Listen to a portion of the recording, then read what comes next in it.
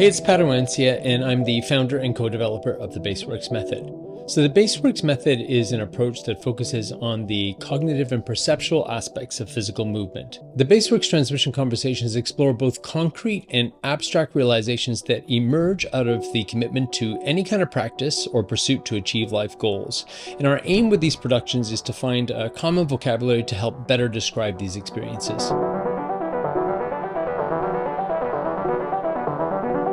So our guest on today's transmission is Jozef Frucek. It took quite some time to be able to coordinate this talk, and we ended up filming this last year in the summer. So Jozef has a pretty interesting background. It started as an athlete, and then that transformed into a physical theater artist, a producer, director, and installation artist. Jozef graduated from the Academy of Music and Theater in Bratislava, Slovakia, and completed his PhD thesis in 2002. And shortly thereafter, he was cast as a performing member of Ultima Vez, a renowned production by choreographer and director Wim van de Kabas. So he's since then collaborated with theaters, universities, and dance institutes, among other notable stuff, both in production and as an educator. In 2006, he co-founded RootlessRoot with his amazing partner, Linda Kapetanea. That was a platform for their own productions and research. And as a byproduct of that, together with Linda, developed the Fighting Monkey practice, which inevitably weaves in their collective experience into a dynamic mix of educational formats. And this was initially intended for dancers, actors, and movement practitioners, but now has become a kind of movement education that really addresses various different types of learning trajectories.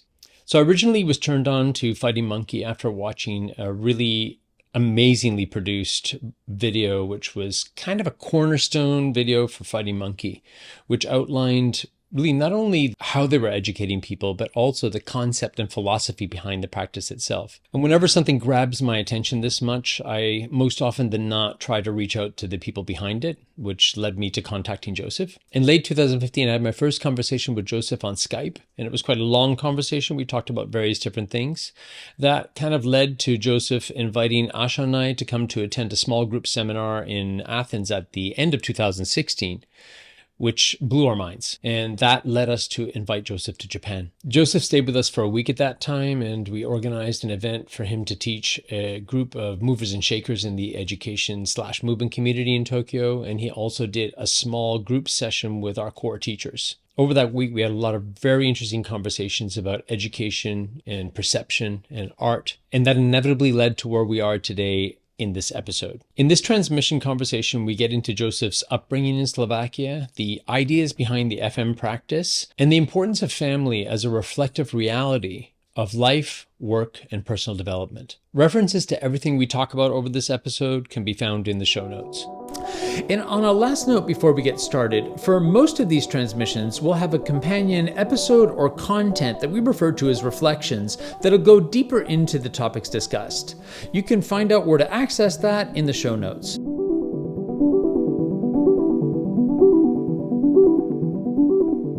So, Jozef, how are you doing? Thank you, Patrick. I'm doing super well. Thank you for an invitation. Yeah, well, it took us some time to coordinate it, but I'm glad we finally got it together and we're sitting here doing this. There's obviously a million different ways that I could start this conversation. I think one of the things that I'd really like to focus on in the very beginning is a little bit of history on who Jozef Frucek is. Now, depending on who's watching, what their background is, they're going to obviously know you from different perspectives. But I want to take it way back.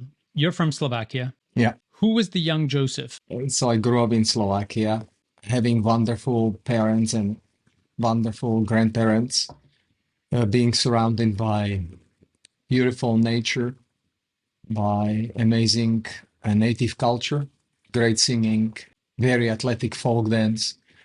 By great nature, I mean a lot of mountains, a lot of lakes, and opportunity to discover them because my father was taking care of the woods when he was younger, and his love for nature remained. And so he has and had always a great knowledge about animals and plants and foraging and hunting. So a great part of my childhood was spent in nature.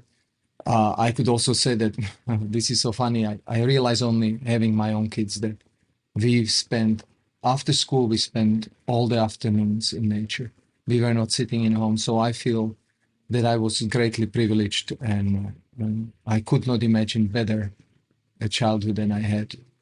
So I have a question about that upbringing with your dad and the foraging and the being in nature and all the things that you just explained. For one, were you living in a rural area? Yeah, well, we've been living both in a city and also in a mountains. We had a house in a city where my parents were working, and then most of the time when we had a free time, we went to the mountains. But from my city to the mountains was 20 minutes with bus, so not that far.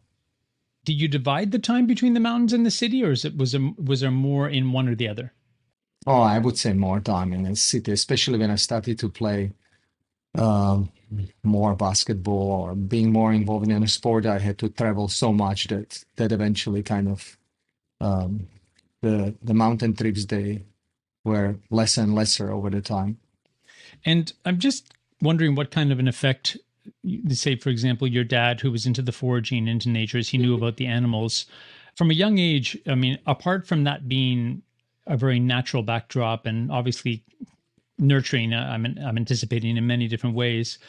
What was something that really stood out from that experience that you could remember? Was it something about thinking, oh, like the resilience that a human being could have in nature, understanding what type of mushroom to eat if you get hungry, or was it more just like, oh wow, those animals live in this specific way? Was there anything that you can remember about your dad and what he imparted to you in that process that may have had a long-standing impact on you as a person going forward? I guess there are many stories that I could recall, but maybe some of them is to, when we walk through the forest, and he would explain me how wild pigs would be finding a shelter for themselves in a very harsh winter, and how they would discover that they are naturally created shelters, like there are branches, and these branches are being covered by heavy snow, and so they create some kind of natural caves, and these animals are capable of discovering those affordances that are in the environment, and they harness that kind of opportunities in an environment in a very intelligent way. So something that is, for example, in science being articulated or have been articulated, for example, by J.J. Gibson, like that affordances are created in a meeting between you and the environment, what you are capable of seeing in that environment. That kind of was incorporated in me through the experience, not through the books. Or, when we were on a hunt, and I was asking him why he would be killing certain animal and why not killing some other. And I realized that he was capable of sharing with me very powerful stories. He would tell, like, look how that animal coordinates. Does that animal coordinate as a healthy animal, or more like a sickly animal? And I said, wow, this is interesting. So he's talking about the health of an animal. He says, look at the territory in which that animal operates. If it's a small territory, if it's always the habitual pathways that they're using, and that animal is not exploring as much, that also tells something about their physiology. It's about their health, about their state of being. Or, when he cut the animal and he showed me the liver or the kidneys, and he asked me, can you feel the texture of those organs, right? Or look at the texture of their muscles. So I felt like this is all, he's a medicine man. Of course he's not a doctor, Mm-hmm. he's not a doctor, but I just feel like when you step into traditional Chinese medicine or Western medicine, everything started somewhere from there, from us being more in connection with nature. And so understand the basics of observation. That's brilliant. What a brilliant analogy, and I can very much see how that carried through into particularly a lot of the work that you do in imparting this idea of adaptability into living. And I think we'll hit on some of that later, very respectfully. I mean, I'm sure that there could be a lot of people out there that could relate with that type of an upbringing. I personally didn't have that type of an upbringing. My dad wasn't taking me into the woods and cutting an animal open, asking me to check out the texture of its organs, but I resonate with it. I was a Boy Scout for a while. Not really comparable, but the the analogy that's drawn from that, and look, what you just explained about adaptability, how this animal learns to adapt in the environment, is an underlying theme right now in the predicament that we're in right now, sociopolitically or socioculturally in society. We're being forced to reassess our position in the world and also adapt at a fast pace with technology. That's very inspiring, Jozef. That was a great start. So I'd like to go from this sort of kid, with your dad in nature. Like what happened? What happened immediately after that? Was it immediately sport? Well, my father always wanted that I'm physically involved. Not only being able to work around the house and dig some holes or some foundations for fence around our house, or being able to work with wood. Uh, uh, there was he wanted that I would be playing some kind of sport, being engaged with other kids, and maybe be a little bit competitive and see how that goes.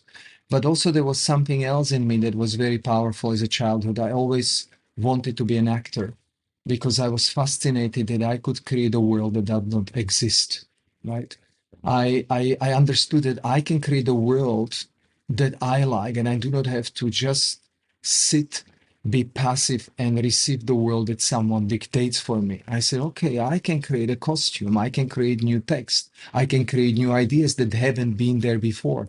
So there were these two parallel streams in my childhood, and that was like, I want to create my own world, not necessarily being an actor, but having that power over the environment, reducing the complexity of the environment by understanding better the environment and constructing and modeling it in such a way that it would be useful for me.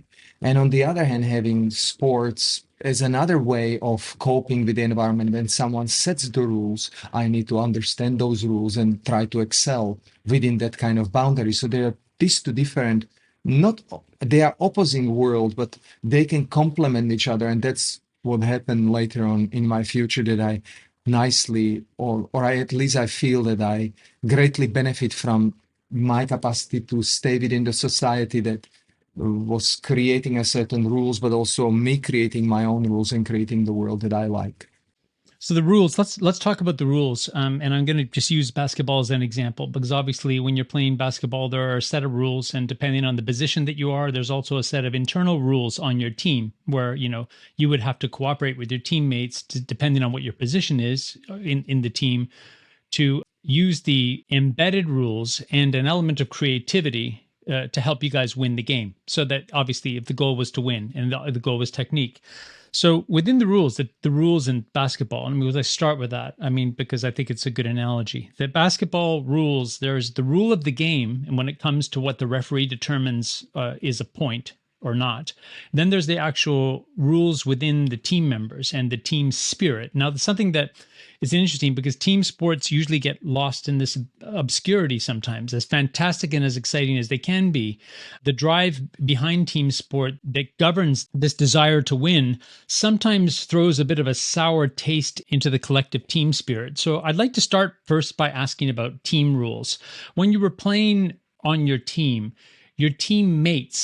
as a whole, in the experience that you had being on your team in basketball or teams, or however many years you played, was there a common understanding of a reciprocation and collaboration and cooperation within the team player rule structure? Let's talk about those rules first. Yes, of course there was. You have to act as one organism, but I wasn't a real asshole. I started to play basketball really late, and I didn't understand the game very much, but I was so strong and so aggressive that eventually they kind of selected me to a junior national basketball team where I didn't ever attend it because I just quit at that moment. I said, I don't need to do that. I just have to go to art and do whatever I want, and no one should be telling me what I should be doing. So in that period, I was relatively okay in basketball because I didn't intend to be amazing in it. I was just playing, and I really enjoyed, and I was not very communicative. But I think we have to do like 2 or 3 steps backwards and say, the basic rules that we need to obey is those rules that are common to all biological systems. And what is common to all biological systems, all living creatures, is that we try to persist right? And we try to resist dissipation of the energy. We try to kind of create that autopoetica, as Francisco Varela would be saying, an amazing scientist. He says we are autopoetic system. Autopoetry or autopoiesis is a self-creating system or autopoetic system.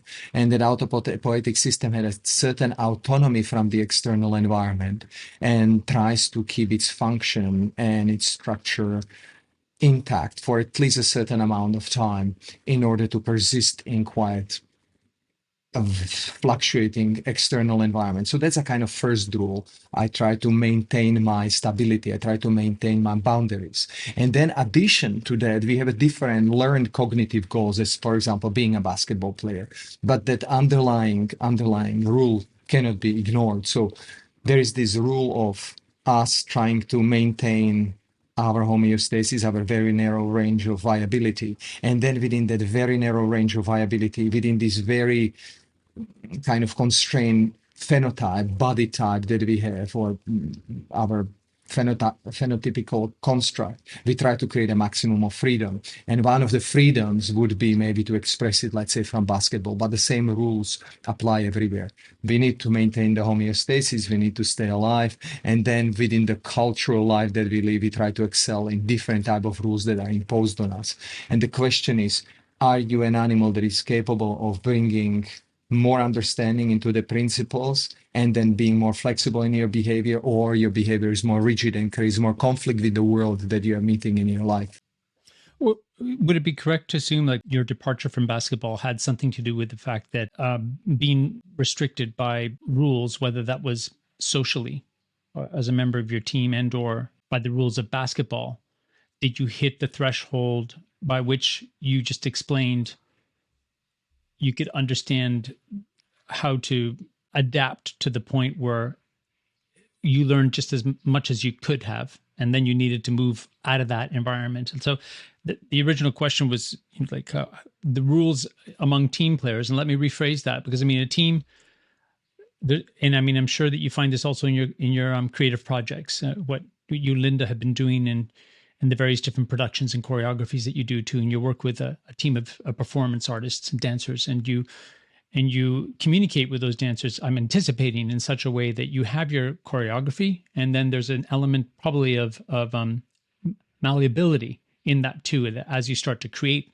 the choreography itself, maybe the dancer themselves has something interesting that just adaptively adds something to the mix. So back to the basketball, you as a team player in the game, strong, agile, powerful, did it become limiting because you just saw things in a certain way on how you could implement the technique to get the points and you got bored with it?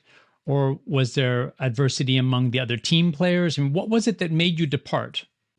Well, I was quite pragmatic about it. I said, I started I started basketball when I was 14 years old, 17 and a half, I finished. And probably the reason was that I once sat and I said, wait a minute, Czechoslovakia was good at basketball, but at that time, I don't think we were as good in a kind of European level. And I said, I don't know what would be the future there. So I have learned quite a lot here. Why not to create a new endeavor and throw myself into art world and see what happens there? And it was an excellent solution or excellent choice, which I could not know that was excellent that particular time. It was just a feeling, I just want to go to art world. I just want to study what means acting, what means creating scripts, what means writing, what means design, what means cinematography. I was very much interested in that world because I said, I can offer so much more maybe if I get an opportunity to be creative and not just being in part of maybe a game that someone has created somewhere.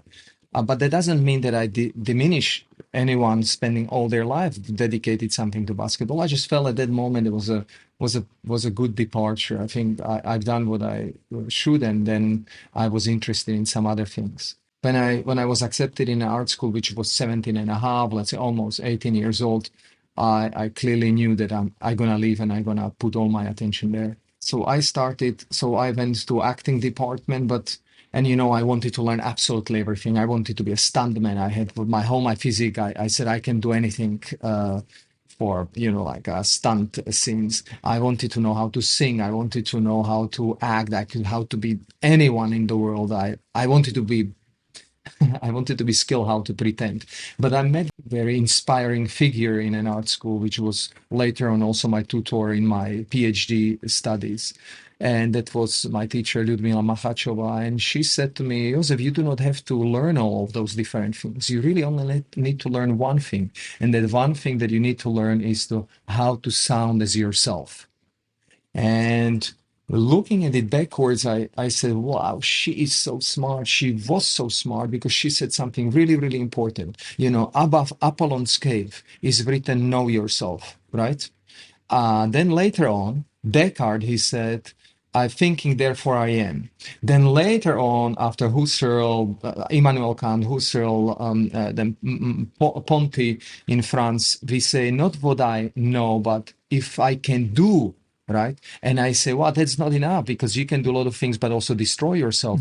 But if you say, how do I sound as me, means how am I authentic to myself? How do I sound in movement? How do I sound in communication? How do I sound in relation to the world? And that was so beautiful. That was really a really changing moment in my life. The teacher that you're talking about, we had this conversation before, I think when you were in Tokyo. She was the communication teacher. She was the one that was helping you to voice projection, communication, composure, that teacher? Yeah. So Ludmila Machachova, her role in the university was to teach voice for basically anyone who does public speaking, right? So her role was to teach voice, but voice, you cannot teach voice alone. You cannot teach breathing alone. That's ridiculous. So she's, let's say we can call her a communication trainer. Communication trainer is that you want to say something. Are you able to express it? Are you able to express it with clarity? Are you able to be heard? Are you able to express yourself with the richness of your tonality, with a voice that belongs to you, that you do not pretend or assume you have a certain role in life, but you are more you. You are more, yes, as I said, authentic to yourself. And that was her main contribution to development also of the entire, what we now call fighting monkey practice or research. From that point, or had you already started to get into contemporary dance still while you were doing that, or did you depart from that, go to contemporary dance? I mean, where did contemporary dance come into the picture? I mean, I know there's a lot to cover there, but I like to tie these things together. I'd like to see if there's any kind of thread whatsoever. I don't know how people connect me to the contemporary dance or dancing in general, right? There must be some.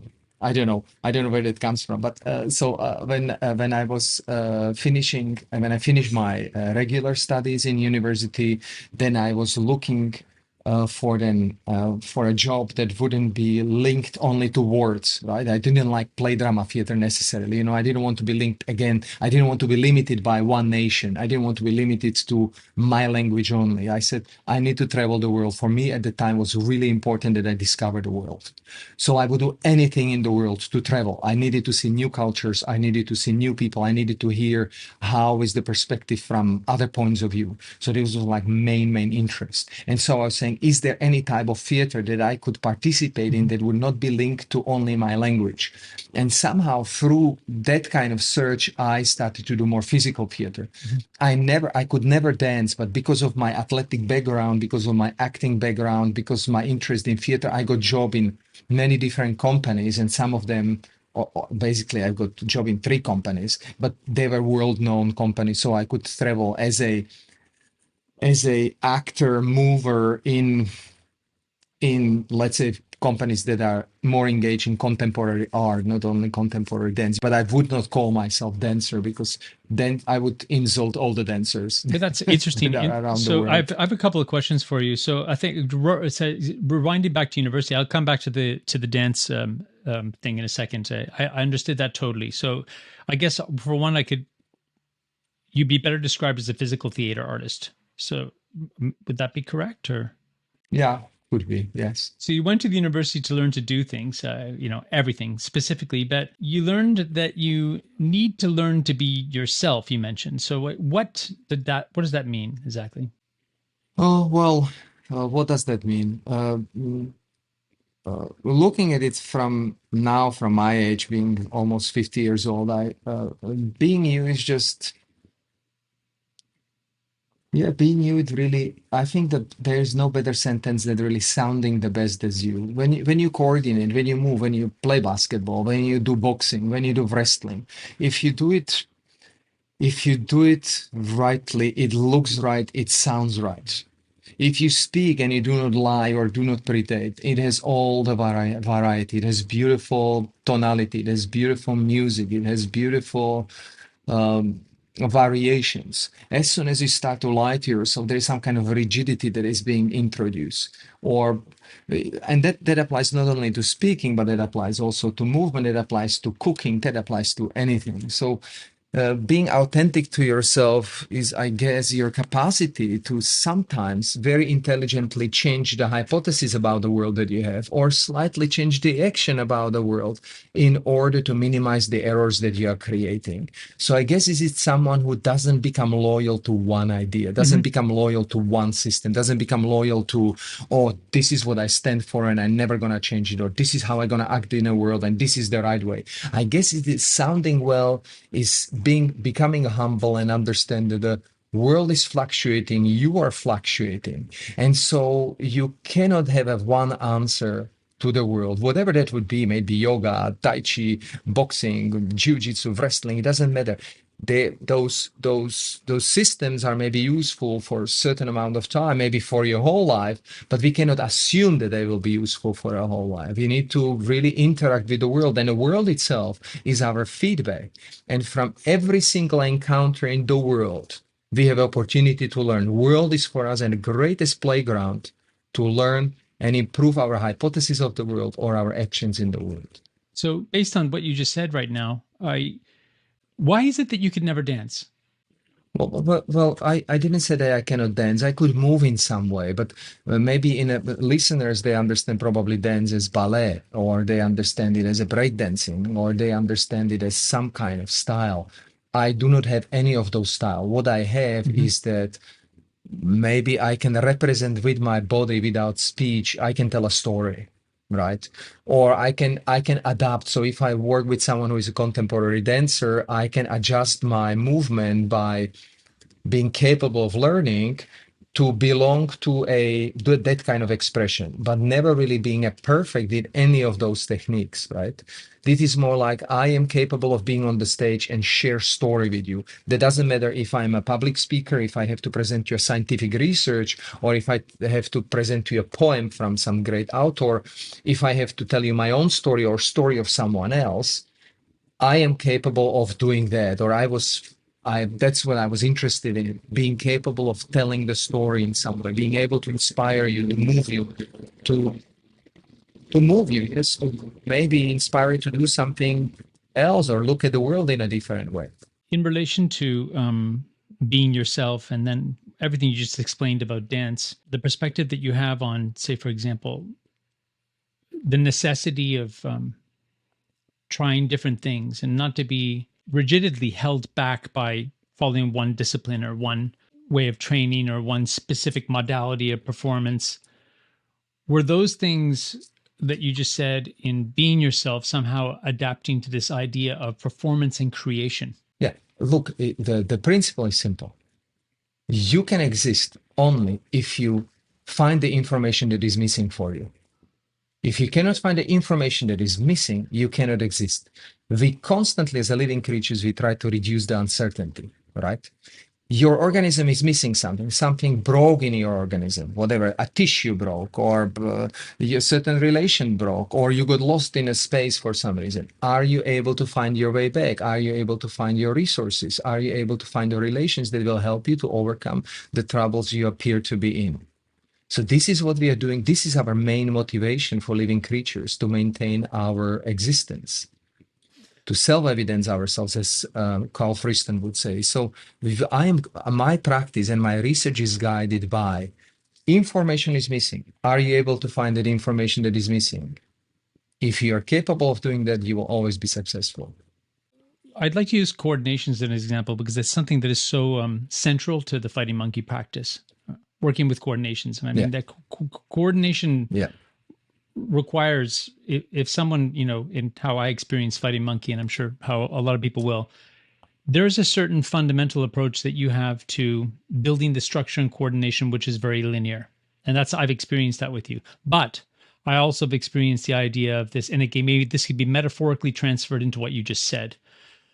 Once you understand the basic rules of the coordination tactics or techniques, then you start to see all the different variable possibilities that expand beyond the structure of coordination.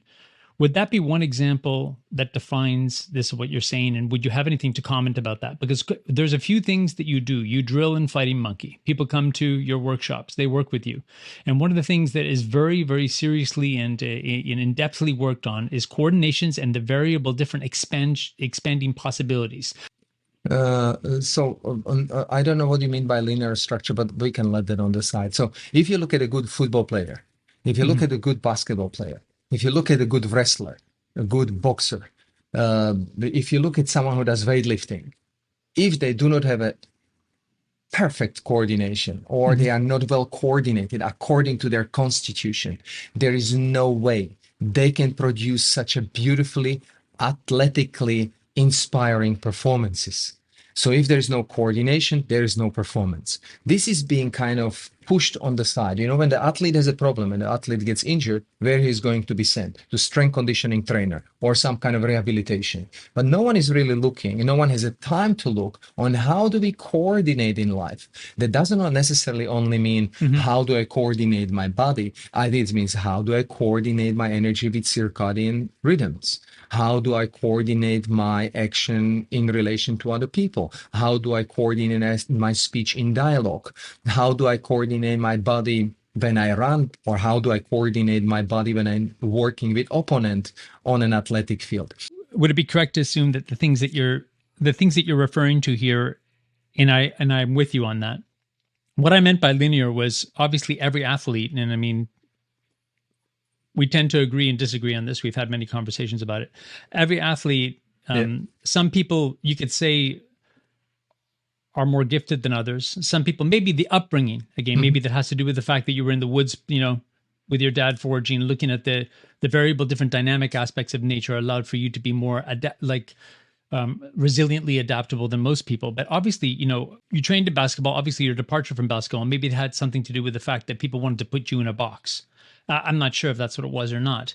When it comes to linear structure, and I just want to iterate on that for a second, what I meant to say by that is that there are certain, and in the coordinations in fighting monkey, for the people that know what I'm talking about, and for the people that don't know what I'm talking about, you'd have to go to a fighting monkey workshop where they're working on coordinations to understand. So the coordinations, there are various different moves with the arms and with the legs as a primary foundation in the structure of the coordinations. So what I mean by that is that you're learning those things the same. You repeat those things, you're showing people, you slow it down. So there's a part of that which is like the first aspect of it is linear. So what I'm saying is, what I mean by linear is that the actual dynamic of it is not linear, but what happens is that those patterns that everybody learns first are the same. Everybody follows the same thing. Okay. I get it. So in the same thing for being an athlete, Yes. So, like an athlete, a musician, when people are learning how to play scales or when they're learning how to sort of do specific techniques in Brazilian Jiu-Jitsu, when it comes to grappling, wrestling, there's certain names for things, how you approach the name, do those, all that's linear. Then you become like Rickson Gracie, at one point, he starts to innovate, and then the innovation off the linear structure. And I understand that what you're talking about. So that's what I meant by linear first and foremost. Yeah. So you want to comment on that? This is nice. Well, basically, look, we need to obey the physics and we need to obey the biological rules. And we have a certain phenotype, so we have a certain structure that we need to understand. Even within our phenotypes as human beings, there are quite nice, interesting differences that we need to incorporate in our training, and they have to be understood and nourished in some way. Once we understand the basics, how we can harness what was given to us, the degrees of freedom that our body has, how we can harness energy, how we can transfer that energy through our bodies, it's like understanding a grammar or understanding technique on piano. Once you get that, you can play whatever music in the world you like. So it's basically like stepping to the valley from which you can explore any mountains around you. And what I'm interested in, what is really becoming my personal kind of motivation is that can I share knowledge with my students in such a way that they can become independent from me? That once they learn those principles, that they will be able to create their own poetry because they do understand the grammar. If they understand the grammar, they can create their own writing. They do not have to rewrite the same book that I wrote. This would be the most horrible thing that could happen in my life.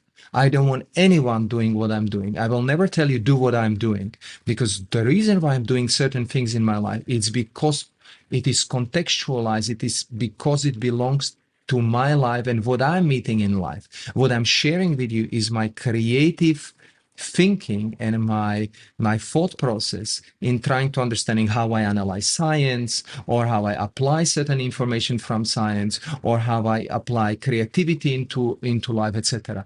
But not repeating what I'm doing. That's horrible. So it's like when you see these systems that are being created and I said, this is the right system. This is the biggest lies we have created in our cultural lives. Yeah, that's interesting, and I mean, again, the perception of the rigidity in a system too, I think has a lot to be examined, because as what you just explained right now, a system in itself almost becomes a parody or redundant in itself. So at a certain point in time, we reach proficiency or skill. Then at that point, it's either adapt and create, or modify, or move on to the next experience. And whatever that experience could be, it could be something that is very nonlinear in its process. And I guess maybe I'd just like to jump a little bit back to your creative process. So we move away now a bit for the time being from your being an educator. And I have to say that even though I understand everything that you say about not wanting your students to build the dependency on you, you have a lot of students out there that are very dependent on what you impart. And I don't see that as a negative thing. I see that as a positive. I mean, the overdependence is where there's a problem. When students start to glorify, and this, I'm not speaking about you specifically, I'm just speaking about myself from the position of an education, and I teach a system which I've created, but there's an underlying factor in that system identical to what you're talking about here, whereas it comes to a point where if people cannot use what they've learned in my system and adapt it to something else that they're doing in their life in a creative way, then there's no point really for them to continue to do it. I mean, if there's not something that allows for them to be able to use that as a tool to explore something, as you said, which would be more creative, that'd be great. But your students do depend on you, Jozef. I mean, they depend on you for guidance because of everything that you represent in the dynamic aspects of your life. And I'd like to pull that a little bit of that in right now, because one thing is that you have background in athletics. You went on to do your art HD or your PhD, but you referred to it as an art HD in Slovakia, where your teacher taught you about communication skills, and building that. Then you went off into creation when it comes to, if you want to refer to it as physical theater. I don't know. I don't necessarily want to throw labels out there. Physical theater. Mm-hmm. You were performing in Ultima Vez for years. Now, I don't want to spend a lot of time talking about that particular performance, but that's very well known in the contemporary art / physical theater world. Now, in that particular, so I want to know first, did the choreographer allow for there to be a certain amount of dynamic stuff happening among the performers that were in that and touring in that production? Yeah, he's a great guy. The guy who's leading Ultima Vez is Wim van de Kebus, and yes. He's as wild as crazy and his gets. I don't know if he's constantly on drugs. Of course he's not, because he's not true. But he just collects the wild animals and he let them free and then just arrange it a little bit. And he's smart arranging it in such a way that it can become very popular and successful shows. But it's really you should be in our surrounding. They go all the weird stories about what's going on in that company, or what was going on in that company at the time when we've been there. But yes, it was like really powerful people from different backgrounds going crazy, and he crazy as well. He kind of can give a shape to that craziness in such a way that people in the theater as an audience could identify with that madness and kind of, be taken on a journey with us. So I had an absolute freedom, and these men, anyone I met in my life, my great teacher, and I cannot give more respect to him and to all other people, like to you. I mean, you are appearing in FM stories also. Our small journey in Tokyo. It's in now in the canonical stories of FM. So I have masters everywhere, and he like you and many other people are my masters that taught me something very valuable about life. So he gave me a great opportunity to perform that I would otherwise never have. So, I mean, that transferred, Joseph, when you left that, you went on to do a lot of very interesting stuff, both in the world of, performance art and installation art. So the installation art thing is something that I'm quite interested in talking to you about, because you've done very visceral installation art projects with materials, and then those materials themselves also found their way into I'm not sure to what extent you're still using those materials in Fighting Monkey workshops, because it's not always so viable to bring like fucking like 30 kilograms of clay into a room and put it onto the floor and let everybody play with it for 2 days. And I mean, but those physical material, the installations that you went on to this, like it was a form of expression through art in some of the installations that you did. Working with people in a dynamic environment to working with massive pieces of fucking wood and like doing something with them structurally. And I mean, maybe this carries a little bit into the concept of earthquake architecture when it comes to the Fighting Monkey practice as well, too, when it comes to stability, fragility. So can you give us an example of one thing that you did with big materials by yourself and became an installation? So if you've resonated so far with any of the topics discussed, please consider sharing it with others and clicking the like button. This is really going to help more people find it and support all the efforts that go into this production. Your being here to check out this episode today is a massive contribution toward the sharing of ideas that unfold in these talks, and thank you very much for your support. And subscribe to get real-time notifications about all upcoming episodes. Yeah, so first I have to tell to all the listeners that I'm a little bit known in art, but nothing spectacular, right? So I'm not the number one world-known artist, just that they know, because my interest is everywhere. I do, as much as I love art, I do also some other things. So just that you do not make me bigger than I am. This is very important for me. But what I kind of like very much is that our language, even our spoken language, depends on our actual capacity to interact with the environment. And when we sculpt the environment sculpts us in return. So the materials you embrace, the materials you work with, there is kind of reciprocal relations. And so I know if I spend considerable amount with wrestlers, my body will be resculpted in a certain way. My brain will be resculpted in a certain way. If I work with the wood and I understand the quality of the wood, I will probably be capable of understanding something about life. But also I will be able to understand something about my liver. If we talk about the traditional Chinese medicine, I will probably be able to understand something about fascia. I will be also able to understand something about ecology.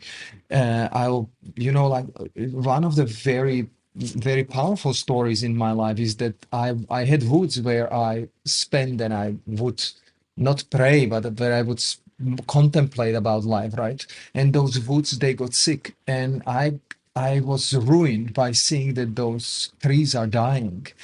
And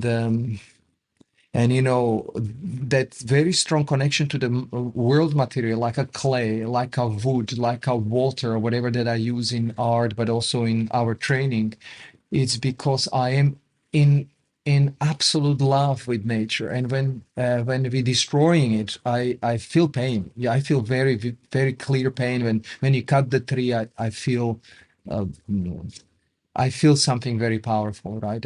And so I'm using this material. I'm using wood. I'm using let's stay with the wood, clay, and water, so we do not overcomplicate this discussion. But I was working with the logs, wooden logs that are 70 big kilograms logs. heavy, and big logs. Big logs. Yeah. And I had I cannot remember. I think I have 70 pieces of them. And I was for several hours creating a different composition with them. So I was just basically carrying like a weightlifter, the wooden blocks, and I was just trying to create new and new compositions, compositional structures. So I can imagine you go to a museum, but you see one particular perfect composition that artist wants his audience to see. But I was interested in creating an endless amount of composition to prove that any composition is right, that there is no one privileged composition. And so that was one piece that I've done. So, I was happy about it because I also worked out quite well. So the people that like weightlifting, they say, oh, that was a good work that I could do as well. So on that side, I felt really physical.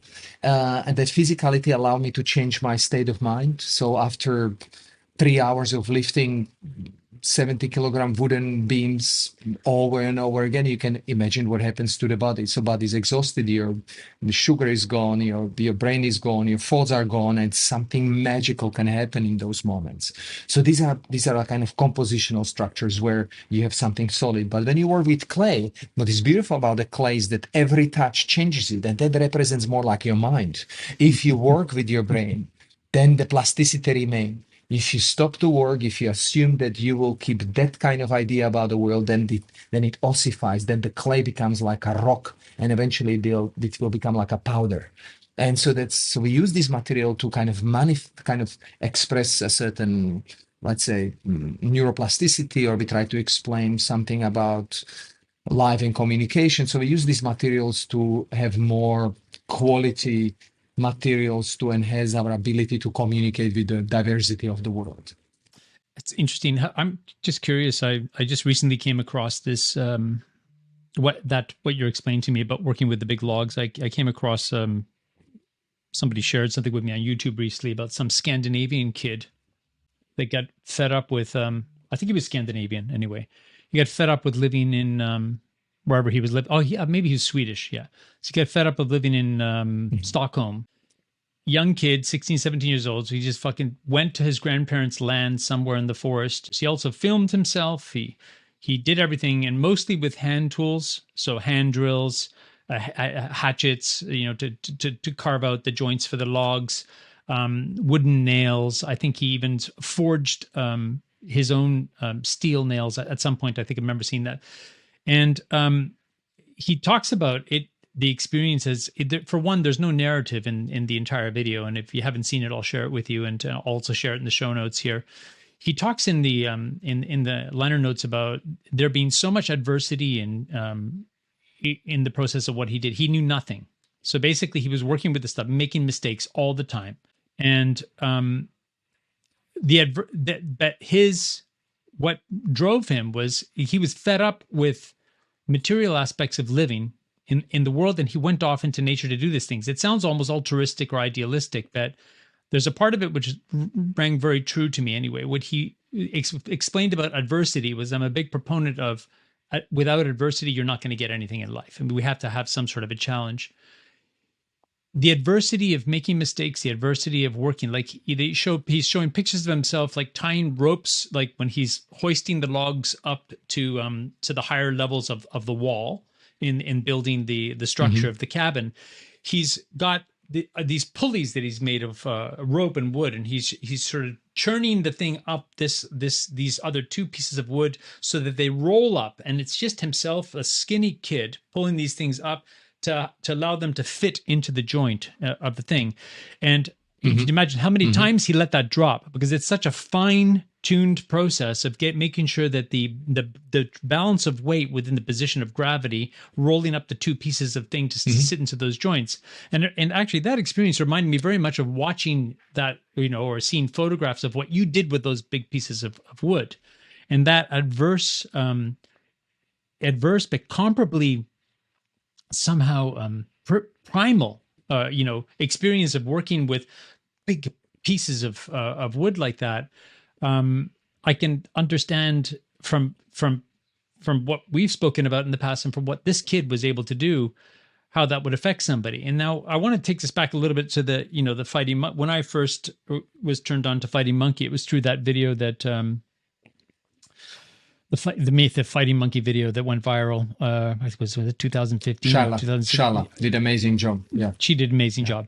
So that in that video, Yeah. but there was no clay in that video. And when I was watching that video, it was just all you guys hanging out in the mountainside in Greece, and you were talking a lot about Linda's great grandmother or something was 90 years old, and she still had to, in order to live her life, there was no tools or workers or people she could hire. Basically, she's just pulling branches off the trees. She could feed the goats so they could churn the butter and they can eat the dairy. And so it's all like it's very practical and practical aspects of living your life. But that explanation that you gave about working with what you have in order to be able to survive and having that stimulate the brain and the body in such a way that it's still at 93 years old, you're still pulling the branches of fucking trees, right? That then I saw, like, I got inspired, and then that's when we first started our communication. I think first time I reached out to you maybe was in 2015 at some point.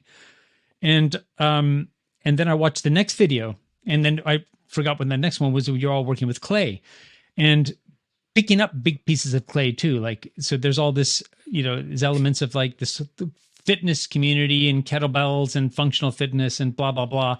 And you guys are picking up big pieces of clay, which I'm anticipating there were probably about maybe 20, 30 kilograms and fucking throwing them down onto the floor. And just like, everybody's covered in clay, like, and it's just like dirty clay all over everybody, like a slipping, sliding. And that visceral experience of what you're just explaining, I mean, that doesn't happen currently too often, does it? In fighting workshops, is it hard to coordinate that stuff? No, it's happening. It's happening. You just haven't been in our intensives because this is always happening more in intensives than in other workshops. Yes, we used to have it in our annual meetings where we can experiment, do crazy stuff, and then see how people respond. And it's basically va-bang, like when we introduce these things, are we going to lose all our followers or, so it's always on the edge. Like, do people really think that we are absolutely crazy, or we are just joking with them, or is this for real? No, look, I don't have in me there is no conflict between weightlifting, kettlebell, and clay and wood. It doesn't really matter. I love kettlebells. I love weightlifting. I love all of that. These are tools that we can be using freely the way we like. This is what I learned in art. I will never say like this is bad and this is good and I live in myself. I say whatever is useful to you, just use it. But be smart so you do not become overly loyal to one idea because you might run in trouble over a longer period of time. Just look at the evolution. You will see if you overly fit to one domain or one environment with a rapid changes happens, you will not be ready to respond. So I am more interested in not committing to one thing so much, and as much I basically play more, and I don't care too much about how much this will have any practical application or how that will turn out into being a great business or whatever. We have two classes of actions. One is pragmatic actions and epistemic actions, and the pragmatics are those that try to get us somewhere. We want to get from it, I don't know, money or fame or whatever. But I'm very much tuned into epistemic valued action, which is just exploration for the sake of exploration. Even when you look at the research and you have rats in a maze searching for food, they know it and they discover where their food constantly is, but they also get bored. They also want to explore the rest of the maze just for the sake of exploration, because that allows you to probably find something maybe greater. So I'm looking at, okay, I have a good solution in life. Can I find better? And so this is more what I do. When people sometimes ask me, can you enhance this performance or can you enhance this other thing? I can say, yes, we can play together and try to find out if there would be any value in what we are doing to your life. And if not, then it's fine. I am too tired of promising anything to anyone. It's just, I can't do that. I don't want to say to people that I'm doing this or that and then not deliver. So I would say that what we do mainly is to play and explore the opportunities in life. Because one thing that we focus on in a modern culture is resilience, adaptability, resilience, etc. But your energy is declining day by day. There is always increasing entropy. There is always the second law of thermodynamics that eventually makes you evaporate. You will disappear. But creativity or your capacity to find opportunities in your dynamic environment, that's an art that will allow you, even with less energy resources or even with older age, you can still explore the world and enjoy the quality of the world. I see so many men, I hear so many podcasts, how people try to stay young, how people try to maintain their muscular, whatever volume. Their unfulfilled lives are pushing them there. What's the problem with wrinkles? What's the problem with aging? What's the problem with disappearance? Give place to other people, please. And yeah, okay, but maybe I'm now drifting into another area. That's a whole other discussion. And that's something that I think is very interesting because that in part is driven predominantly by information technology and social media, and the fact that we're missing out on what we feel we should be doing in life. But an underlying theme in what you do in Fighting Monkey, and this is the archetypal thing that one would always hear you say in a workshop, or that has been said in some of the media that you guys release, is what kind of games can you play to stay young? And so this is like, and that concept of staying young, I'm anticipating this ties into this concept of the malleability of the working with clay, like neuroplasticity. So that is, I'm guessing that's the reference point in relation to games and adversity. Okay, so what I see is that there's a certain level of and again, this is something I just like to pick apart because, again, some people will know what you do, some people won't know what you do. So this is part of like trying to help people understand you're obviously not putting anybody into some kind of dangerous adverse situation, but on the other hand, you're giving them a series of different tasks to be able to experiment with. I was going to say accomplish, but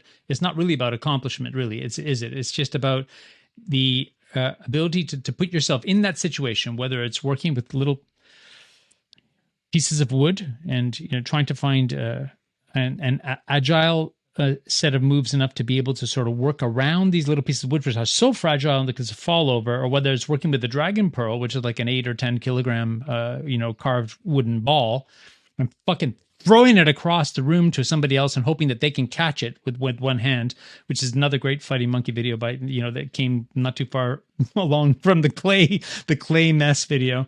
I mean, so these are games that not only help you stay young, but they're also games that would help you to stay sharp and resilient. Yeah. Look, for the audience, just that they understand what is it that we are doing. So if we say that the adaptive systems, they try to maintain their viability to stay within the ranges and homeostasis, what they are doing basically, they try to engage with the world through some kind of perception action loop, right? That's how we control the environment. Better you control the environment, better you are able to reduce the complexity of the environment, higher the chances of your survival are. Better you can play with what surrounds you, basically. But what I have added to this perception action loop, I have added two elements. One element is what I call zero forms. Zero represents zero entropy, so you would become immortal, which is impossible, right? But anyway, zero forms, which is a set of physical questions, a set of questions where we studying your effect of your communication on your physiology, right? So we wait, we keep your hypothesis of the world, and we testing through interoception, proprioception. We try to test what's the effect of your everyday life on your joints, on your organs, on your mind. How do you coordinate? What is your autobiography? What is your coordination? What is your voice, etc.? Which makes you to understand what information is missing. So why you're aging the way you are aging. Once you know what the information is missing, once you understand better, you have better understanding, because you're sampling through zero forms your internal states. You better understand then what the world is and what is the quality of your communication. Once you know what information is missing, you then change your perception. And by changing your perception, you are moving in the world in a different way. And what we added between perception and action, we have added another element, which we call movement situation, which means, in other words, simulation of life. Which can be which is basically your capacity to model the world before you meet the world. What does that mean? It means that a basketball player does training before goes to play basketball match. When you go to do a new shoe, you want to design a new shoe, you are going somewhere, you take the leather, you get the experts on design, you get the experts on marketing. You basically are able to model what you would like to do in the future. And you are able to model various futures, so you can create different hypotheses from which you can choose what would be the best strategies.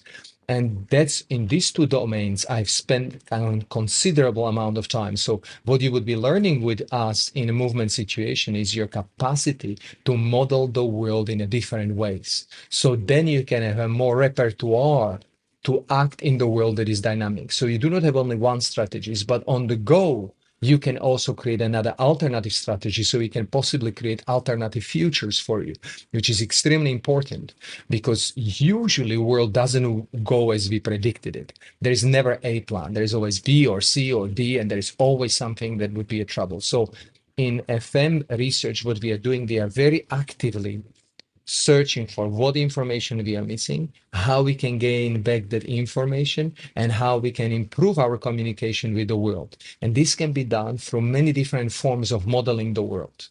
Can you give me an example of how one would adopt that curriculum or that experience and take it back out into something practical? And when I mean practical, a lot of what you just said, it's very interesting. So how can we give somebody out there the perspective? Like if somebody comes from an A type of life, they get into the FM material, zero forms, practical application. How can they take that and apply it back to A life to make the B scenario, if that makes any sense? I mean, so can you give me, can you give the listeners or the viewers out there some sort of really practical, easy to understand example of what they're going to take from fighting monkey experience back out into the world, into what they do in their lives? So I'm interested in creating a life supporting practice. That's my main interest. So the life supporting practice is the practice that allows you to communicate better in the world in a context which you operate. So the main theme is quest for better communication. Can you communicate better? Can you exchange better the information with the environment that surrounds you, on which your autonomy depends? Okay, so that's like an umbrella for it. Now, any system that supports life needs to be capable to give you a feedback on where you are. If it cannot give you a feedback, it's not a good system. Now, the question would be not yoga, not Tai Chi, not Pilates, not Feldenkrais, not Alexander technique, not stretching this or that, but do you have the grammar, do you have the understanding how to sample your internal states? Means, can you understand in which state you are, which kind of physiological state you are? Are you capable to understand what kind of autobiography you create? So what is your what is your territory within which, okay, back so I can explain it better. But I do not want to go too much in depth.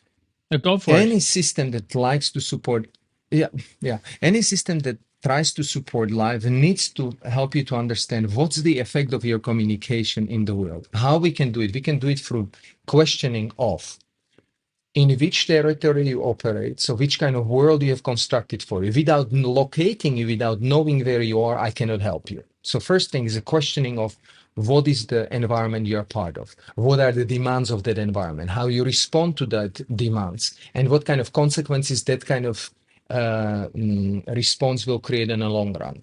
Number one. That's the number one questioning. So I locate you.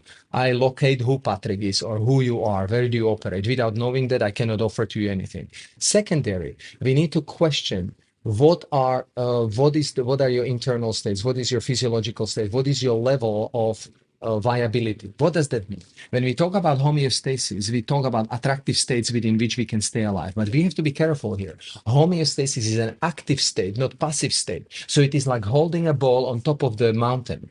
And more energy you spend holding your physiology on top of that mountain, more easily you age, more easily you will get into trouble. So I'm asking how much energy it costs you to stay within your viable range of homeostasis, which means that there is no system in the world that will bring you more in balance. Because if you're alive, you are in balance. If you're out of balance, you're dead. So the question is, how much energy do you spend to stay alive? That means I need to understand what is the state of your joints, what is the state of your organs, what is your state of your nervous system. We have a different forms of physical questionings where we can have quite nice, interesting assessment where you probably are. Then we have a questioning about your coordinations. Coordinations in philosophically, we say coordinations, your sleeping patterns, your coordination with the environment, but also how do you coordinate as a human being, right? As the living structure. Then we're asking question about improvisation, which means what? Within the territory in which you operate, are you able to see things from different angles, situations from different angle? And if this doesn't bring enough of solutions, are you capable of exploring new territories, go beyond of what you already know? And the last question in zero forms is, how can you communicate your experience, your ideas, how you basically share your experience, how you express yourself towards the others, because this is extremely important.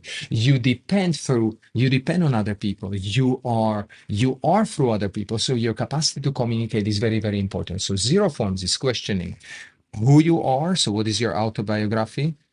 What is your state of your internal what is the state of your viability? How do you coordinate? How do you move and improvise? And how do you express yourself? So these are 5 questions. I try to be clear, but in very short time. On the other hand, we are also questioning how you are capable to model the world. I give you an example.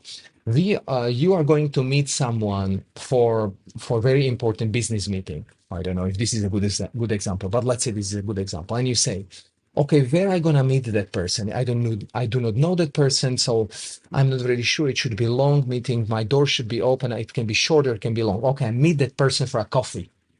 Okay. Coffee place is good because it can be for short time or it can be for longer time. Because if I invite that person for a dinner, until we order, until we get the food, it can be too long, it can be too awkward. So I say, okay, coffee is good place. Now, which coffee place I will choose? So which means which set I will choose, where I will position myself in that coffee place, what I will be wearing, what will be the nature of our communication. So you model the world. And as you are modeling it, maybe in your head, you are better prepared for that actual action. But you can also not do it only in your head. You can actually do it in some kind of matrix space, which can do it in a white space or a black space, like in a Matrix movie. So I basically have a space, empty space. What I own is empty space in which I can simulate anything. You want to be a better boxer? We can create a simulation. We can first understand, we need to locate you. We have to understand what information you are missing as a boxer, as an athlete, or whatever you are, what we think is missing in your performance. And then we model the world in such a way that we can find that information.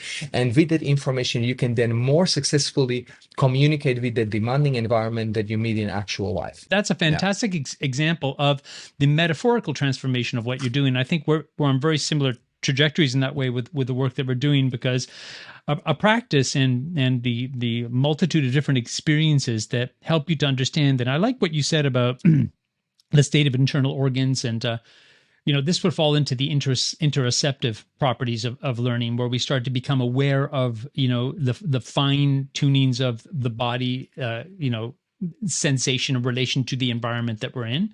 And I think that's something that's quite interesting. And that may seem a little bit obscure and abstract for some people, but it's quite important when and this is something also that's borrowed from martial arts, also borrowed from yoga. I say these practices, these Eastern practices, we're already starting to explore these ideas about, okay, so what do these subtle moves that that we're working towards, how are they affecting the body on the subtle structure of the body function? And back then, I don't think it was so much we think about, there's going to be a yin deficiency, and this is what we're going to be doing in our Tai Chi practice to sort of balance that yin deficiency and this type of move, and we're going to bring strength to the legs, and that'll bring a little bit more of a yang energy up into the spleen and liver, and that's going to sort everything out. Look, I'm saying, but you understand from the perspective of traditional Chinese medicine, there's a lot of reference to this. I have a great teacher in Japan. I think I never got a chance to introduce you to him when you were in Tokyo. His name's Edward Obaidi. Shout out to him. He's a fantastic. I could consider he was an acupuncturist, and I was going to him for many years. Whenever I get stuck, he would work on me, give me some needles and moxibustion.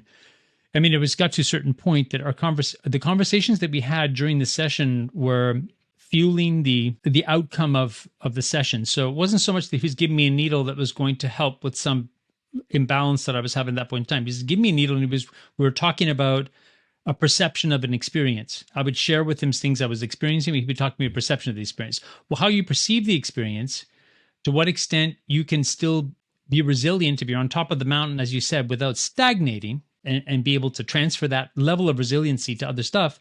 This is what's going to determine, for one, your vitality, and two, your ability to adapt to different situations. I think that that's a fantastic example and very practical. So for people out there who entrepreneurs, maybe you want to join a Fighting Monkey workshop on the level of, say, for somebody like correct me if I'm wrong with this, on the level of somebody that I would say like an athlete, like if somebody comes in, they're a professional, just give me an example, figure skater. Okay. So, and they want to come into the Fighting Monkey practice. How's a figure skater going to understand from how it's going to help from an like, let's use interception for an example here.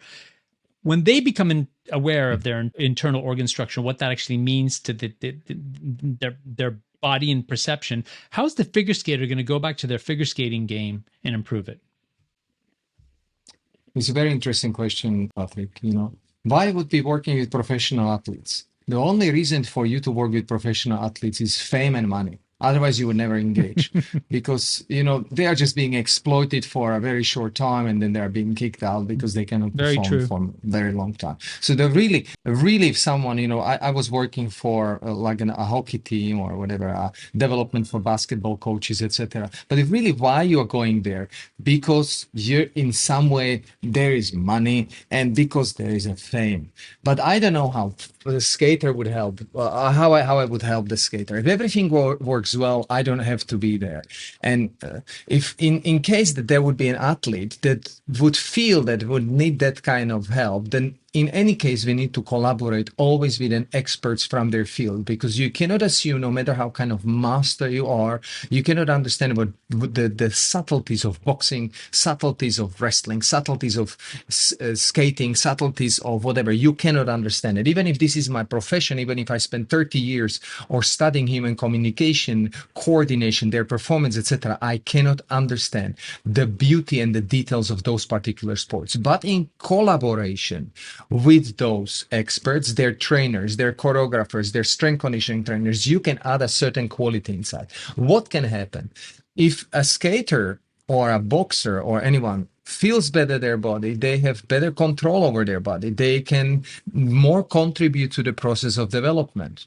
But the why I would not suggest people coming to FM when they are professional athletes, it's not because I do not want to have them there, but they do not have the time to sense themselves. They are young enough to overcome whatever obstacles. They will be dealing with the troubles when they finish their careers, and that's the time to come to us. That's it. Because when you are in top of your athletics, there are drugs, there are supplements, there are people that give them constantly, so they do not have to feel them because physios will feel them better. Or whatever. But you have those intelligent athletes, and there are many of them, that they can, even without having that education, they feel themselves well. That's why they're excellent in their sports, right? I think the pace is so high that this type of education that I offer I cannot teach it to you in 1 week or 12 weeks. So if you would be expecting a fast results, I'm not sure I could deliver. Maybe I could, but I would never promise them to you. So those that they can promise a good results are those people that are with them. And there is a good reason that every athlete, they have their teams. So I would never mess with them. But if they would find anything valuable in what we do, I would be more than happy to help. And that's why I was invited in certain occasions to work with certain athletes or certain teams to help with something. But I would maybe not do it on a regular basis. That's not where my interest is. There's a lot of athletes that have given great testimonials to the work that they've done with you and Fighting and Linda and other FM teachers. I mean, so one of the reasons why I brought that out is because those athletes are saying things in their testimonials that where they can carry back into the experience. So obviously, it's like you said, because the format that you currently have right now is not one of which people can easily work with you for long periods of time, although it's gotten better, right? Since you started to do stuff online, people can carry through We talked about it a few years ago when you were very apprehensive to go in online. I was actually pushing you on. I was like, go online, Joseph, go online. I'm glad it was an influence because, this idea, and again, this comes back to adaptability. The idea is that we can't actually learn online is bullshit. I mean, I think we've seen since 2017 and the work that we've done with many students that the learning comprehension, aspects of learning comprehension for me being able to do follow-up and or the base structure of any study with us carries through in a way which is exponentially more ingrained than if we had to be with those people that don't have time in their schedules to come and, work with us all day long and every day. I did that for years, and we had a group of dedicated teachers in Tokyo for about 8 years that were on an apprenticeship with us, and they came to the studio every day. They worked every day. But that was like, they sacrificed so much in their life. Like, so they basically, and it really wore down on people after a while. It's like, it's the old school idea of like apprentice teacher, it's gone, right? So now we're going to a different paradigm. And I think that this is where you've made it very clear many times that you don't want people to become dependent on what you share with them. Those people that did give you testimonials, the athletes that, obviously that were able to just to experience something with you once or 3 times or 5 times, they were able to take that informed, experience back into their paid professions. I see it more as a kind of an evolutionary experience. The more maybe people work with you, whether regardless of the medium, whether they take something that away back home with them after a workshop that they've done with you, and they continue to practice that, even if it's a simple thing like the coordinations or any element of the zero forms practice that you do, and take it back and they can diligently practice that every day, or whether somebody's able to go just once, take one piece of information back into their life, that's great. But these athletes have benefited. So, but would you still say that fighting monkey is not a practice or not an experience for athletes, or is it? Or like you say, the more intelligent athletes out there, the ones that aren't trying to dope, the ones that aren't, like obviously and there's more of them now from what I can, from what I feel in the world. I guess what I was trying to say is that I do not like to overpromise or do not overestimate my capacities. That's what I try to communicate to everyone. I just probably try to stay humble. I help anyone who passes through the door with all my heart and my full dedication. If you pass through the door and you are seeking to solve some challenges you have in your life, you have my all creative power with you. Once I agree to work with you, you have my heart. That is very humble, and I always got that impression from you. And whenever I see something that you publish that's on a more of a narrative perspective online, or when we've spent time together, when I've worked with you initially in Athens and then later in Japan when you came, you do have a protocol which you'll work exclusively with people. Is that still something that you do? Do you work one-on-one with people over an extended period of time to, for specific targeted results? Yeah, I continue to do that. What we found out, not as powerful, one-on-one is not as interesting as when you have 2 or 3 people. They can exchange the information between them and it can become more beautiful. You don't feel so lonely. So I now pair people into smaller groups, and we are getting very interesting results. There were clinical results on working people with dementia, Alzheimer, and they had really good results on their well-being. We had some people that physios gave up on some clients, and then they tried something with FM and it was beneficial. They are here and there. There are some episodical kind of feeling that what we do can be helpful, but we didn't do some long-term studies, or we were not collecting scientific data on that. Of course, I collaborate with really, really good scientists now lately, with people from haptics, robotics and artificial intelligence. So people that engineer prosthetics and people that are, their main interest in science is haptics. Haptics is basically touch. Without touch, we do not know the world, right? This is very, very one of the basic attributes to our capacity to stay and exist and be alive.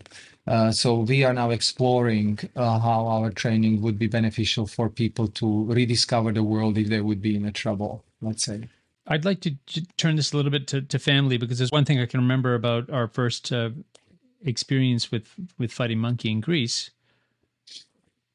was the reference that you had to learning from your kids.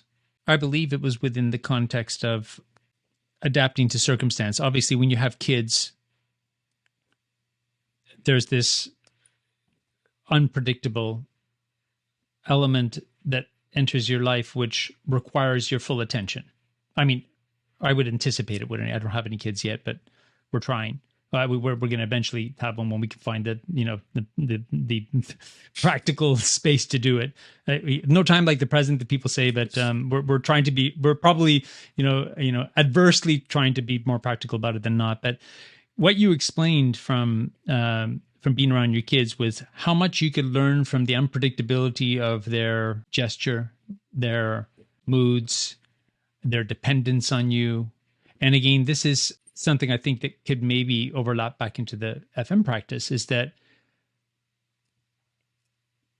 it can't just be, I'm anticipating it's not just a hyper independent experience where everybody that comes in is independent. You're going to give everything to them, obviously, but then they leave and then that's it. I mean, I'm anticipating, just as you would experience with your kids, that there's a certain level of consideration and attention required on your part, which was not part of the plan, that would help you to learn something equally valuable from the experience. I don't want this to be about FM. I'm just more curious. Can you say something about the experience of raising kids? Because raising kids is something that's very interesting. I see so many different people talking about it in different ways. And from how I've heard you talk about it, how you and Linda raise your kids, it's very inspiring. I mean, this is definitely the approach, inspiring me more to, take that same approach to raising my kids, along with some of the stuff that I've experienced. But what about the kids, Jozef? Like your kids, what are your kids teaching you? Everyone needs to know I'm a horrible parent, as much as I try, like everything goes wrong.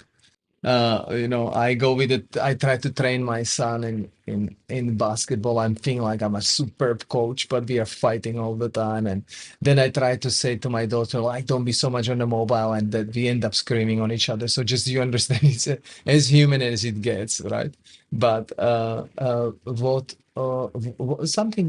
there's something beautiful about kids. They make you mortal. You are immortal without kids, but with kids you become mortal. You see how the life grows and how they are depending on you, but also independent, and how they start to form their own view on the world, and how beautifully structured their world, and you're learning how you could be potentially supportive in the development with all your incapacities. That's I need to remind, especially to myself, that as much as I wish to be the ideal parent, I probably do more mistakes than good stuff. So it's like a trial and error constantly. Are the mistakes?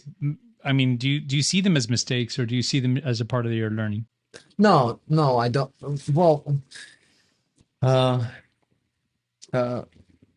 no, I don't see them as mistakes. It's a very beautiful, dynamic relation. And I'm so happy that they offer so much of insight about life to me. They bounce so much energy back on me, I sometimes I felt like I heard sometimes, that the kids can be demanding, or they take a lot of time from you. But as I said at the beginning, as I was doing my PhD in communication, and as the Fighting Monkey is basically about how we can communicate better, that the kids are teaching you how to communicate better, and so they give the most valuable information for your development, and they are wonderful creatures. And I'm not talking about my kids only. I'm talking about kids in general. Of course, now it is not being very much allowed to go and observe kids. But if you want to learn something about comedy, if you want to learn something about life, go to playground and observe kids. This is just such a wonderful material to observe. So, they are everything to me, of course. But kids in general, of course, my kids, they are mine. But when I see kids that suffer, or they've been abused or abandoned, I feel very touched by that, right? So I wish for all the kids to have an opportunities to explore the world in a safe way, so they can express themselves in a most sound way they can. Obviously that having a supportive family dynamic is, I think, crucial or central in development, but the less fortunate kids out there that don't have that, obviously this is another example of how adversity could either shape or break somebody's, trajectory in life. And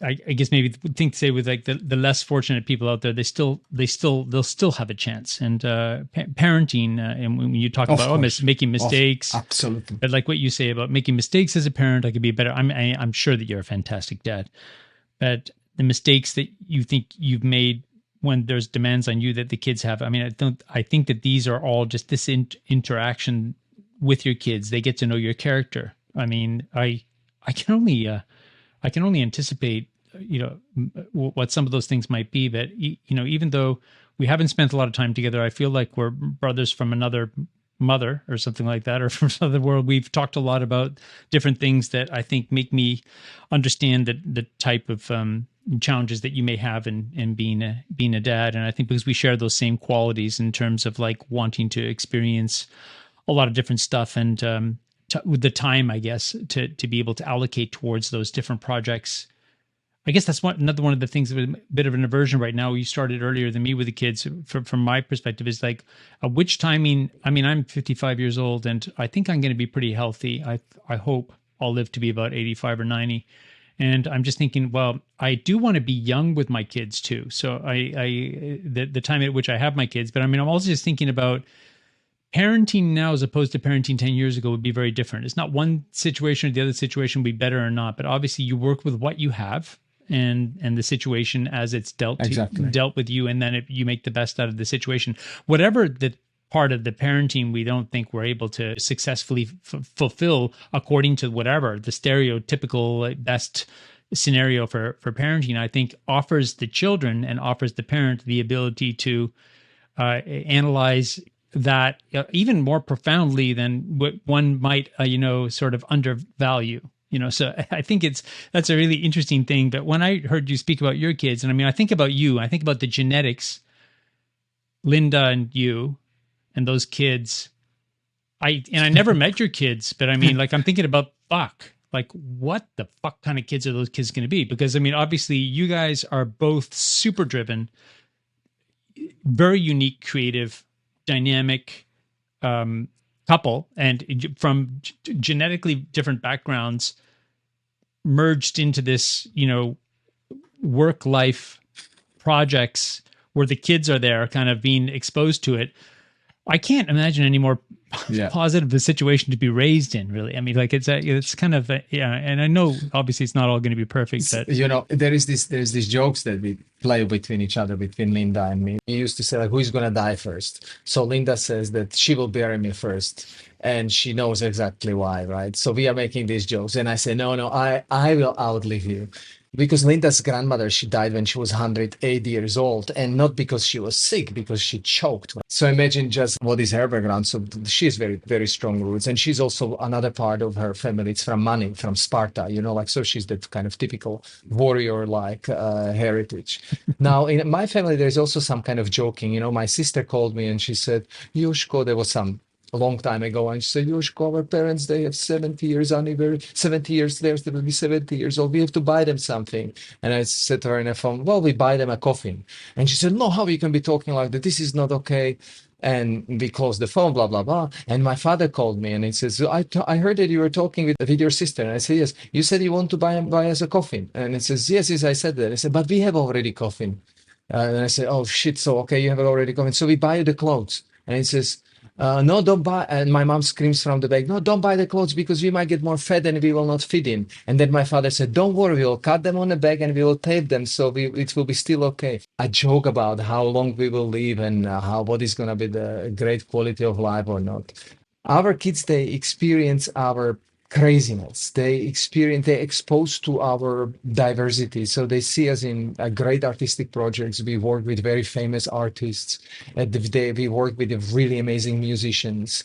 They see us working with costumes designers. They see us working with athletes. They see us traveling for different workshops. They see us studying all the time. So I guess that's also tough for the children, right? Because they see like how I can do what my parents are doing. How is it possible that they do so many things and it seems so much floating, and they are never exhausted, and they are always smiling, or so it's also a burden on them. That's not easy for the children. I remember my daughter saying, she was in a theater. We had like I don't know, maybe 2,000 audience was there, and they were clapping after our show, and she was crying. And we said, "Why do you cry?" And she said, "Look what you have, and I have nothing." Wow. Right. So, like if, from their perspective, that's also a challenge. Like I know our daughter, I don't know how she looks, but hopefully she will not be listening to that podcast, but how she's looking at the model of her mom, her mom, even if she's in like almost 50, but she's still in a kind of like a fashion magazine being photographed as kind of cultural celebrity or whatever. And she says like, what am I going to do in my life? And that's a very important question that she has. She says, I don't know what I'm going to do. So there is also this type of pressure that they have from us. But I believe what they will take from us is that vitality and interest in life. That's what I believe will happen. That's inspiring. I mean, it's I guess that what your daughter said. I mean, but this is also something obviously that she has something to work with on her own. I mean, to understand whether it's really that important to have what you have, or to follow her own trajectory in life. And there's no doubt in my mind that you and Linda as parents are going to be offering the right and supportive environment to sort of guide her along to her own independent choices in her life. I'd like to get close to wrapping this up, but I'd like to, because there's more that I wanted to talk about, but I think if we go down there, we'll probably end up talking for another hour and a half. Before we move off this, there's a couple of things. What project, apart from Fighting Monkey, are you or Linda currently working on right now? You did mention something about building a center for kids. I mean, what is something that you would like to share with us that maybe wouldn't be so much in the forefront of what you're doing as the FM founders? Okay, you know that we are a little bit secretive. We do not like to talk about things until they happen. So we have few projects that are going on. So as I told you, I'm currently working on haptic research, which is really, really important and can be beneficial to really a lot of people that are in need. But not only people in need, I mean, anyone can greatly benefit from that kind of contribution. So this is haptic research. Then, as you mentioned, after many years, we decided that we will find a space where we can do what we like and not to be in Monad. So we will create kind of headquarters for RootlessRoot, for our artistic research, but also for Fighting Monkey, but also create a platform, means a physical center where we can be doing together sculpting, fighting, writing, painting, where we can work with kids or elderly people or professional athletes. It doesn't really matter, but it's a platform on which we can take up the topics that interest us and not worry about any rent. Or people that work with us, they do not have to worry about anything. I would like to take that financial responsibility and give that offering to people that are amazing, right? So we are building up currently a center, and we are doing it all from our own money. We didn't ask any taxpayers' money. We together with help. Everyone who ever been in our workshops and in any way supported us, allow this amazing project to happen. And a lot of magic will happen there. I hope we are alive and we are healthy and everything goes well. And so we will have a great center where we can meet and discuss not only my and Linda's ideas, but ideas of many other great thinkers and philosophers and scientists. And where we can create a good exchange place where people can hear each other and inform each other better. Because eventually health is not absence of illness. The health is capacity to have a network of people and resources that will allow you to overcome the trouble. And this is what I'm interested in, creating a healthy, self-arranging network that is capable of creating creative solutions in a time of trouble. And so we spend most of our resources there, and it's very risky business, but I'm totally for it, and with whatever consequences they had that would happen. But everything seems to be okay, starting from any single worker that is there until architect and until the constructor. These are all people that know our work. They want to participate. They understand what could be a positive consequences of building of something like that. So this is our next project, and hopefully it goes well. Where's that space going to be? It's gonna be in Athens, in kind of central area. It's in a beautiful area, and we decided that building the old factory that we found, we will reconstruct to a level that when you come there, you will feel comfortable. So it's not like I just have an old building and I just put you close to the mushrooms and how we call it, the bad air, but it's really, we try to create something where you can feel beautiful and feel happy to explore. Are you planning on traveling less and having people come to you because of this space? No, I like to travel. I love to meet people. I just love to do it. So as much as I have energy and as much as people are interested, I will be traveling. This would be more like, let's spend more time together and go more in depth.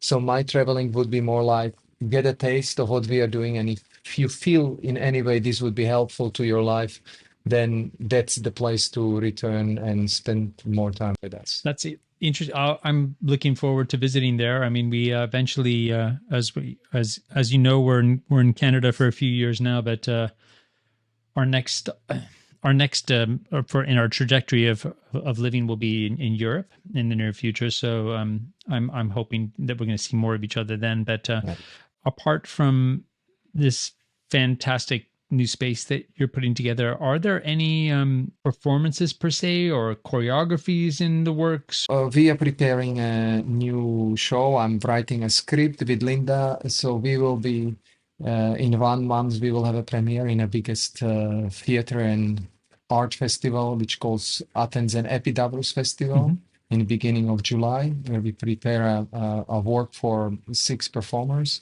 So we are now in the process of creation. That's why I'm a little bit more busy than usual. And we always, every year we create some kind of artwork. So it's always in our radar. Well, listen, Jozef, I mean, I think that we can wrap up on this today, but I wanted to go down a few different directions in the narrative with you, but I mean, we can do that, like I say, at a different time in the future. I'm going to be outlining some of the things that we talked about today here in the show notes as a follow-up with people, and where people can, if you don't know who Jozef is, and if you don't know what Fighting Monkey is or RootlessRoot, all that will be in the show notes where you can check that out as well. I think this is a good place for us to stop right now. Look, I know you're super busy, and having tried to coordinate this thing has taken a couple of years. But I'm glad we finally made it happen. I know it's late night for you in Athens. We're looking forward to the next opportunity we actually get to physically see you, Jozef. I very fond memories of our time with you in Athens in 2016, and shortly thereafter in Tokyo. For the couple of weeks that you came and stayed with us, and we collaborated and did some great stuff. It was fun. Fantastic work that you're doing. I've seen such an evolution from that time with Fighting Monkey to now. It's inspiring to see how it's developed. Thank you very much for being a part of the Transmission Conversations. Yeah, I'm so happy. Thank you very much. Thank you very much for tuning in today. And again, please consider liking and sharing the episode with others if it resonated with you. You can also subscribe and set up notifications anywhere you listen to or watch this to get real-time updates about all future uploads.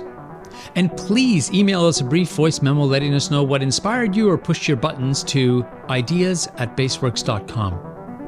To benefit from exclusive content delivered right into your inbox, consider signing up for our newsletter from the footer on any page of our website.